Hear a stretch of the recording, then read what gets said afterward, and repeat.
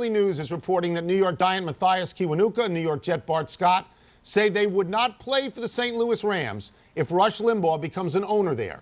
Kiwanuka in particular said, quote, "I am not going to draw a conclusion from a person off of one comment, but when there's a consistent pattern of disrespect and just a complete misunderstanding of an entire culture that I am a part of, I can't respect him as a man. It is a free country, but if this goes through, I can tell you where I am not going to play," unquote. Well, Limbaugh is no stranger to controversy. He often courts it.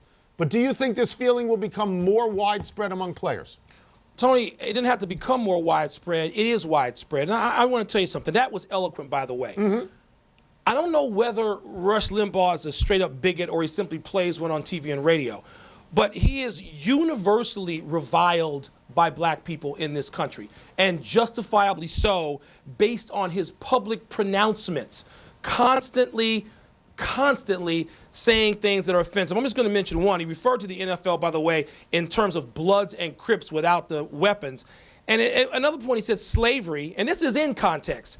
It had its merits, and he joked, I guess he joked, the streets were safer after dark. Do you not think that black people have TV and radio in the 21st century and had it in the 20th century when Rush Limbaugh started saying these things? So it is a free country. He can pursue that team's ownership. And the NFL, which is, by the way, nearly 70% black, its players can say, no, I don't want him. I think this uprising is interesting. It's an interesting thing to me in this regard. We are out of the Michael Jordan era of everybody wears sneakers. And we are back to the Jim Brown era of social activism. I don't know how widespread it is for this reason, that there's only one National Football League. I don't know where you can ply your trade somewhere else. And I do think that Limbaugh, if he met people one-on-one and face-to-face, would charm them. But I find this a very intriguing notion that there is a block of athletes out there who are willing to say something political for the first time in 30 years. Tony, that is a critical component to this. The silence that was there in the 80s and the 90s. That's right.